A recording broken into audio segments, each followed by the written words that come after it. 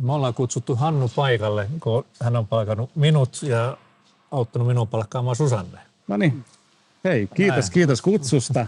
Tämä oli iso kunnia tulla tänne ja kiva ehkä kertoa vähän muillekin, että no miten toiminta meidän kanssa menee. Niin avaa se nyt ensimmäisenä. Me ollaan aikoinaan joipattu sun rekrytoinnissa myöskin. Joo. Tosiaan me tutustuimme silloin, kun minut palkattiin noin 2 vuotta sitten tähän näin. Ja mun mielestä se oli, tämä ei ole mainospuhe, ylivoimaisesti paras tällainen haku sen selvyyden kannalta, mitä informaatiota tuli, päivämäärät oli lukko, ei ole epäselvää missään vaiheessa. Ja jokaisen vaiheen jälkeen tuli tieto, että mitä oli tehty ja miten menee eteenpäin. Ja nyt hyppään sen verran tuohon, kun Susanne palkattiin, niin otettiin sinut tähän mukaan, koska mun mielestä meni niin hyvin. Ja nyt mä näin myöskin sen, että mitä tehtiin niiden kanssa, joita ei valittu, mikä mun mielestä on todella oleellinen asia kanssa koko niin kuin sen työnhakijan kannalta. Kyllä.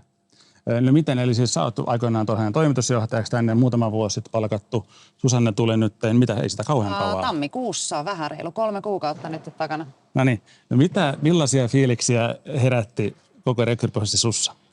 No siis tosi sujuva prosessi oli, että se meni kaiken kaikkiaan nopeasti.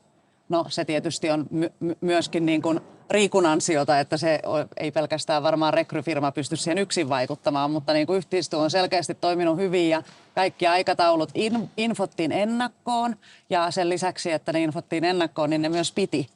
Niin se oli tosi kiva, että ei ollut sellainen pitkä ja venyvä prosessi. Oli tosi hyvä.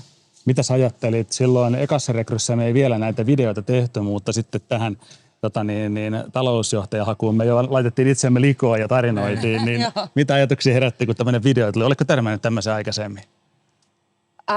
En niin kuin tässä mittakaavassa, että oli tosi hyvä, se video oli tosi hyvä ja sitä oli mukava katsoa ja sitten se oli kiva, kun siihen sai palata uudestaan, sitä sai katsoa niin kuin monta kertaa ja palata siihen ja se tuki hyvin sitä todella kattavaa aineistoa, mikä oli tehty sitten siitä rekryprosessista. Ja siinä pääsi vähän sitten niin kuin jo käsitykseen siitä, että minkälaisia ihmisiä sitten on kohtaamassa prosessin vaiheessa, niin se oli kyllä oli hyvä. Ja yksi, mitä me ollaan koetettu aina Excelillä, tehdään myös tavallaan se rehellisyys ja avoimuus dokumentaatioissa, ja tässä tietysti auttoi hirveän paljon, että Joakim oli alusta lähtien mukana, että nyt kerrotaan, mikä on tilanne, ja sä myös ymmärsit, mihinkä sä tuut. Niin kyllä, että sai niin kuin oli lukuja ja oli avattu strategiaa ja kaikkia asioita, mitä siellä on niin kuin edessä tulossa niin kuin lyhyellä aikataululla, mutta myös pidemmällä aikataululla.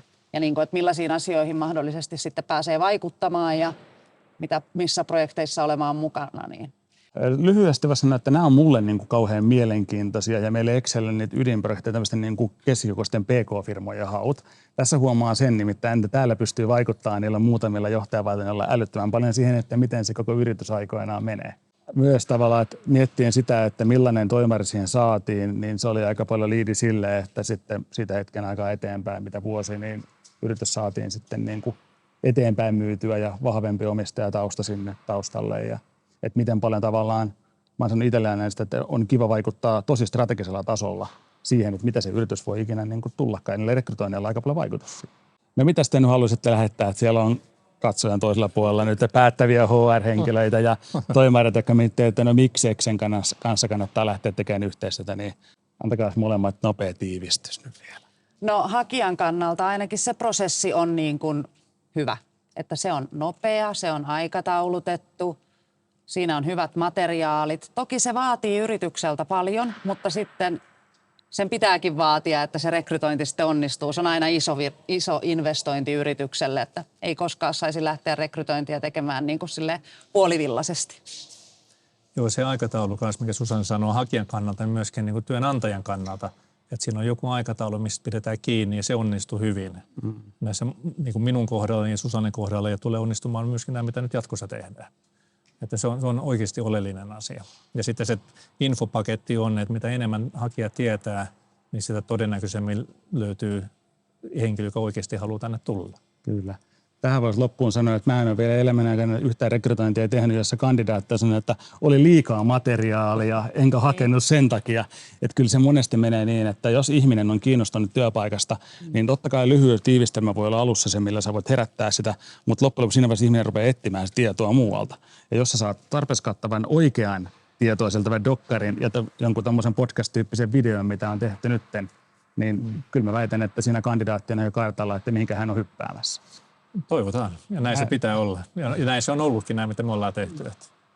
Hei, iso kiitos teille tästä, että tulitte mukaan tähän nyt meille vähän niin kuin referenssiksi kertomaan tarinaa. Ja kiva päästä tekemään yhteistyötä ja nytkin on tälläkin hetkellä se myyntijohtajan haku auki, niin Kyllä. päästään yhdessä etsiin teille vielä kollegaa tuohon nyt ydinporukkaan. Kyllä. Hyvä. Kiitos. Kiitos.